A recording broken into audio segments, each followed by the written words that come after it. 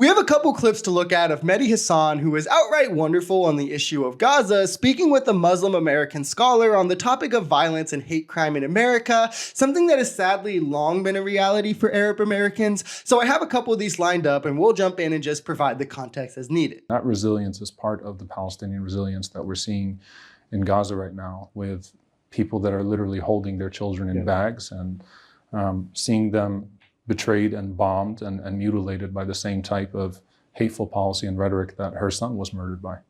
I would say in relation to Lindsey Graham and Ted Cruz, shame on them, but I don't think you can shame the shameless. You mentioned the violence in Gaza. Right. What was so shocking for a lot of people was to see that violence come home, to use a phrase. Right. Just, what was it, a week after the October 7th attacks, the first person killed in the United States in the wake of October 7th is a little Palestinian boy who's killed by a man allegedly shouting, National Day of Jihad and you're going to come get me, and thinks that this family of this 6-year-old and his parents are going to do some harm to this old white guy who is now on trial, is pleaded not guilty. And again, sadly, this has long been a reality for Arabs in America. After 9/11, there was a massive spike in Islamophobia that just hasn't gone away. Treatment in this country and even in others, right? Like lying to go into Iraq and doing horrendous things to the people while we were there, staying in Afghanistan for 20-something years, all while here, Arab Americans are also stereotyped, checked heavily before getting on planes, conflated to all being terrorists. And as Mehdi said, now being blamed for October the 7th, even though a lot of these people are Arab Americans, maybe people who haven't even been to Palestine, people who might not even be Palestinian, where women and children are being victimized here. Mehdi speaks to a woman in a different interview who was stabbed 12 times by her Jewish landlord. Her son stabbed 26 times as he was killed because he was revolting against Arab terrorism. They're talking in this about this 6-year-old boy who was killed for the same reasons. Oh, they had to destroy jihad. It's a 6-year-old child, though, in America. And it's because America has long been conditioned to see Arabs as less than human. How shocked were you when you got the news that day on October the 14th or the day after?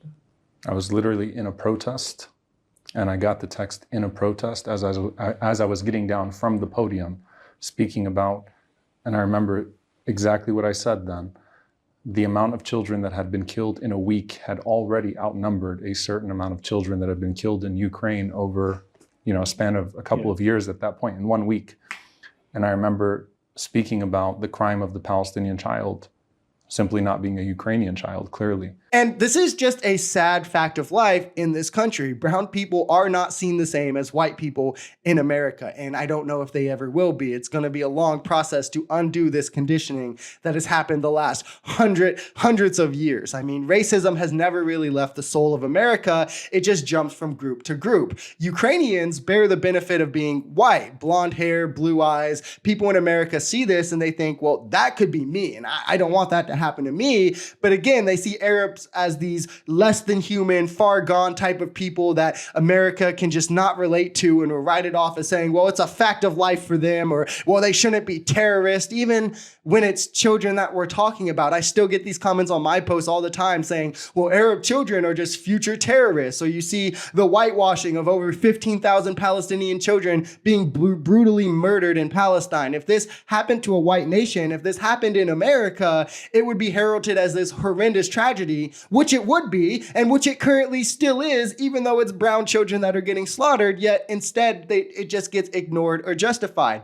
I would take a bet that most of you don't even know the boy's name that they're speaking of in this clip. It's Wadir, by the way. Now, if it was a Jewish boy killed by a Palestinian landlord, what would you bet that it would be national news headlines for the next week and everyone would know his name? This is a place where the only Palestinian American woman elected to Congress, Rashida Tlaib, was censored after October the 7th. None of the guys who said flatten Gaza, level Gaza, turn it into a parking lot. But she said river to the sea, Palestine should be free, and she got censored in this building. So the targeting of Palestinians and Palestinian women is quite common right now. I mean, a sitting senator, Senator Kennedy, said to the Arab Muslim witness that your head should be in a bag.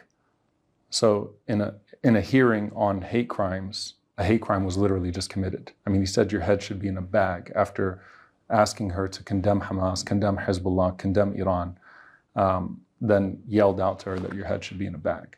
So that's while she's sitting literally just about 4 feet away from Hanan, who was stabbed 12 times by a man who had heard that type of rhetoric and acted upon it.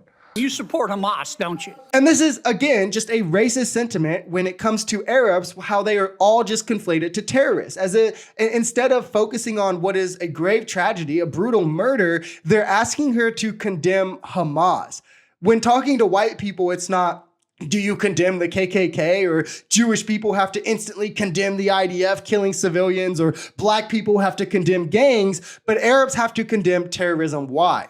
Racism. And they are exactly right in this interview. It's this kind of rhetoric and worldview that leads to the exact hate crimes that this committee was supposed to be about, but instead they're just committing them during the hearing. It's kind of wild to see unfold in real time, on top of the unfair standard that is posed, where Rashida Tlaib, Palestinian American, gets censored for saying "from the river to the sea," a phrase about Palestinian freedom, but no congressman saying "level Gaza and turn it to a parking lot" gets censored. One side is a Palestinian woman, the other is white males. You tell me what is the difference here. I think it's exceptionally disappointing that you're looking at an Arab American witness before you and saying you support Hamas. You know what's disappointing to me? I do not support Hamas. Bring yourself I do to not say support Hamas. You don't or support UNRWA. You don't support Hamas. You don't. I was very clear in my support for UNRWA. Hezbollah, and you don't support Iran.